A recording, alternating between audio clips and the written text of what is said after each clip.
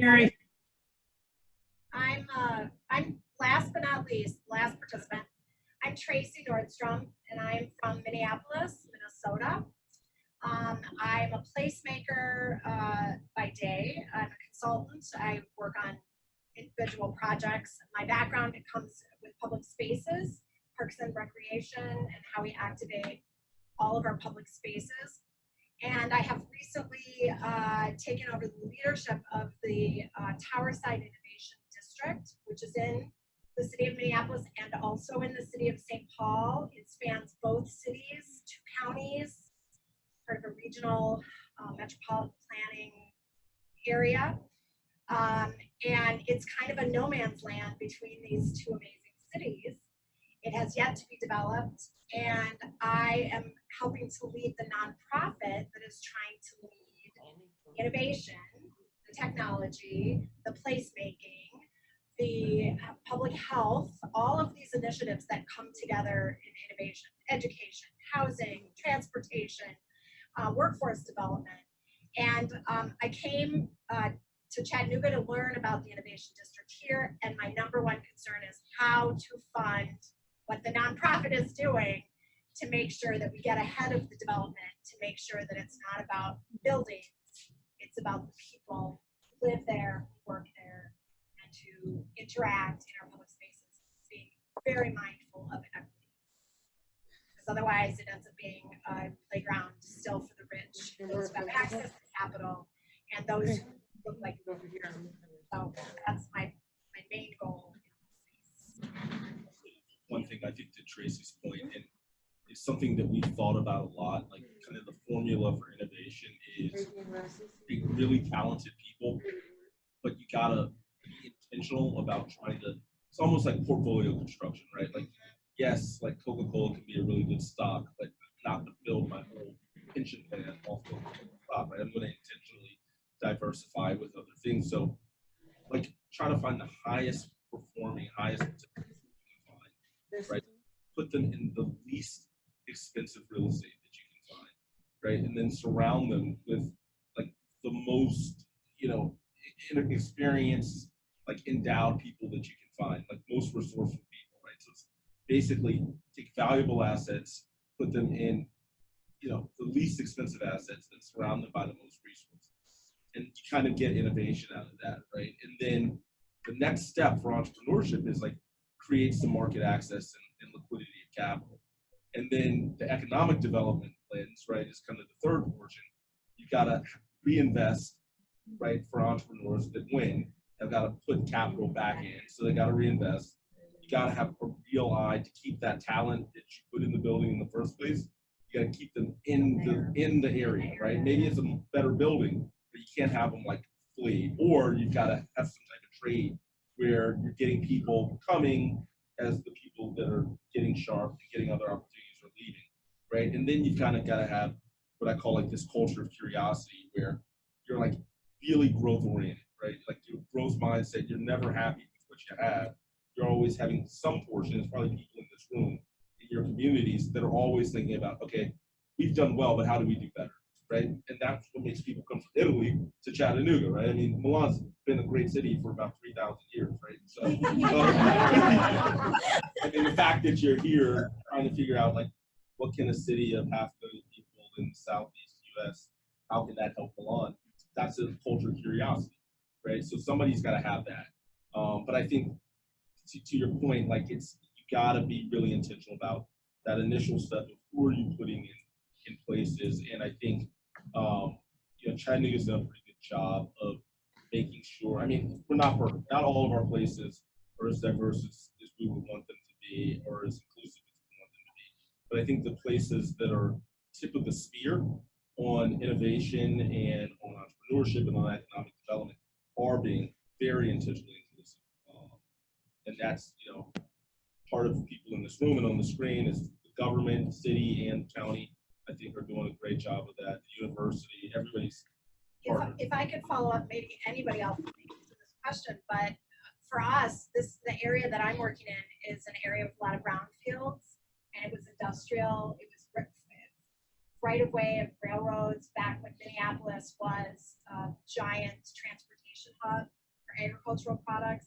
So we're getting some of that land back, but it's hard to stay ahead of the developers because they're buying the land so quickly, and their bottom line is different than the bottom line of even our economic development people, but it's definitely not necessarily aligned with equity initiatives. It's not in line with the integration ideas that the mayor has of wanting to create a community that's not as segregated and as Minneapolis is, as many of our cities are. Minneapolis is incredibly segregated because of 150 years of policy that said some people live here and some people live here. And our runway is so long to try and raise capital and to get the government on board, to get the nonprofits on board, to get the businesses, the corporations. So it's really a puzzle, and I feel like time is ticking to get an innovation district going that also addresses really complex social issues ahead of the developers who want to build what they build.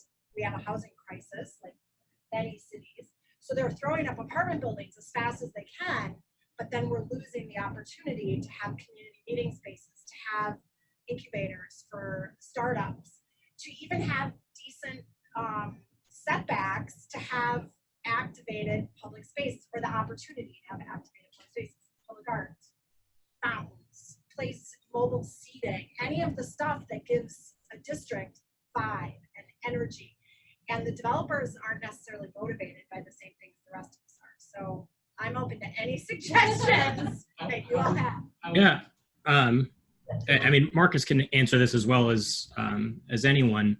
I mean, I don't have an answer to all of that, and neither does Chattanooga. It's what we're working on too. But you know, the Edney story is about that private-public partnership, that bringing on a developer owns this building that I'm standing in, that Co.Lab is in the base of, and we sold them on the vision of a space like what you're talking about in the heart of the innovation district, and that we could fill that with the nonprofits, the entrepreneurs, we can build diversity, that this can start to build a community like that. And so we worked in conjunction with developers to do that. They had to buy into our idea, but Marcus said, Ken Hayes, my old boss, is very good at getting people to buy into ideas. They went with it. Like I said, we're 100% full. We're across the street from one of the largest subsidized housing developments in Chattanooga. We don't have our own parking. There are all kinds of reasons that people said this building would not work. And so far it's working pretty well.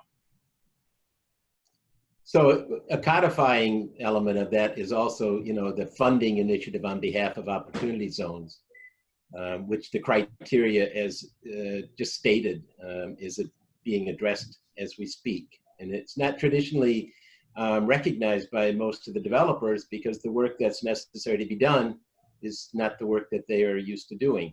So I think some of that element of opportunity zone funding goes right to the very issues that are being discussed right here. So how is your innovation district structured? Like, what's the organization? Well, we have a nonprofit that came out of the adjacent residential neighborhood that really had a simple goal, which was to get a grocery store. It's really simple. It was an everyday thing. They knew the development was coming, and the neighborhood almost 20 years ago said, we need to have some influence in how this is developing for the benefit, not just of the residents who are here now, but the next generation. And we want to provide business opportunities because people have to have jobs. Minneapolis, like many cities, is so segmented in that work is here, homes are here, public space is here, government is here, hospitals are here, and we have a shitty transportation system. We now have light rail, and so the light rail runs right through our innovation district, an amazing asset. But the government so far is the building codes are such, it's not codified to say you need to provide X number of space for affordable housing, X number of space, small entrepreneurial space. I mean, the sidewalk code is barely supportive of placemaking. I mean, you can build a big blank wall right to the edge of the 3-foot sidewalk. and then put signs down the middle of it so that you can't even, you know what I'm talking about. So we have a nonprofit that owns no property, that has no big giant corporate sponsor, and has come out of a total grassroots organization that says, wait a minute, we don't want the development to get ahead of our human needs and the needs of those that aren't even at the table. So there's my bad answer. Do you have any institutional anchors in the district? The University of Minnesota is gigantic and is there on the western edge of the Innovation District, which is why it's theoretically there because of research and development. Where are they on all of this? Yeah, okay, so they're sort of mildly about 3 feet away from the table, like they're kind of monitoring. You know what I'm saying? I haven't figured out, and I'm brand new in my role. I've been there 6 months, and I'm going to change the world. They're not really at the table because they've got their fingers in a lot of other pies. And the city of Minneapolis is actually doing pretty well in entrepreneurship, but it's scattered everywhere. And people go, Innovation District. And I see it as an opportunity to do all the stuff that you guys are all working on in your cities, including art, including culture, including a cool place to live, including health, and startup stuff. So I want the universe to happen here, but I gotta find partners with some. Yeah. So I mean, the rule, kind of our formula for innovation economy is, smart people, cheap real estate, but third and most important is people with resources, right? So in Chattanooga, if you haven't heard, right, the foundations are very big in this story. Not just in the Innovation District, but really not necessarily in the ND, but in the culture of building that continuum from innovation, entrepreneurship, to economic development, right? Binwood and Lyndhurst are two of the larger foundations here. They contribute to education, K-12. They contribute to economic development. They contribute to arts. They contribute to placemaking. They're a big part of the story. And so, Minneapolis is interesting, right? Because I think you guys are behind New York in terms of largest corporate headquarters per capita in the country. Problem is they're all publicly traded and they all have shareholder values. Their number one motive. Yep. But somewhere there's probably some really wealthy family foundations that need to be educated on why this is important. And I think that was the story here. That is a big part of the story. We have 3 kind of corporate headquarters here of size relative to Minneapolis. We've got a large public university and 3 kind of liberal arts schools in proximity. We've got a big hospital and then another hospital that's smaller hospital than the footprint of a large system. But the foundations here have been really instrumental in helping drive this importance around placement. And I would say, an example of Lyndhurst, you might have heard Kathleen Nolte or even Thrive Regional Partnership with Bridget Massengo. They have a program called Thriving Communities, and they use design thinking and in ways to help ignite. It's not just Chattanooga, it's also activating places around the city, so people don't think that you only have to go to Chattanooga. It's really it's just it's an ecosystem. It's not just one city. So how do you kind of benefit from the assets of each of these distinctive places around you? So even the fact that Thrive Regional Partnership covers the 60-county region, and Lyndhurst, big focus on arts and cultural assets, and kind of how do you turn that into economic development has helped a lot of these communities, including Chattanooga, and boosting that kind of curiosity, at the same time movement, and just being a catalyst for some of these large projects that are initiated here. This is how we do that.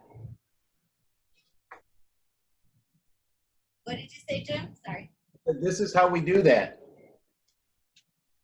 Yes. So how might we continue this collaboration? Any ideas from anyone? These conversations are meaningful to continue. I think, one thing, we get a lot of delegations that come through kind of as part of chamber work and economic development work. I think one thing that's helpful is kind of finding your peers, right, in different cities. And Nate's done this longer than anybody now, right? It's kind of how do you find, like, I kind of know who my peer is in either big cities, but also like other mid-sized cities. And understanding kind of what the relationships that are needed. Like, I think a lot like design thinking. It's like, here's the shape of the relationships that I need to build. And like, I've got 5 people that I need to be in contact with, and I know 3 of them, but the other 2, I don't know how to get to them, right? So in your case, it seems like you're 6 months in, probably need to find the foundation folks that care about the arts and care about placemaking. I think the arts are a good lead in for this because physical and visual, right? And it's probably like, I went to Chattanooga, and you know what? You should come down to Chattanooga and see what's going on. I'm bringing Oh, yeah. I need this bus though. Can you drive up? Everybody has a bus. Drive it back here. I think to Mary's point too, though, Ben, I mean, just to point out, like, he does not hit another major city for 2 hours once you leave here. And there's, hundreds of thousands of people between them, right? So when you're thinking about, like, it is not really just about Chattanooga, like Thrive. I mean, those 16 counties, even dipping down into North Georgia, North Alabama. Minneapolis is kind of similar, right? I mean, once you leave there in St. Paul, like, you've got a few hours that you're driving. Rochester's 90 miles. 90 miles, right? So you got an hour and a half or so. I grew up in DC, like, there's within 30 minutes, you're like every other 30 minutes, there's a big city, right? But I think most of the country looks like Minnesota, looks like Chattanooga, looks like Dayton, right? I mean, Ohio is like, that's why it's the caucus, like whatever happens in Ohio, that's what's gonna happen in the rest of the country. But I think figuring out something like what they've got going on, where you can have an extension to whatever you're doing in your core. If you think about that intentionally, from the beginning, then you probably get more buy-in from other folks too. Any other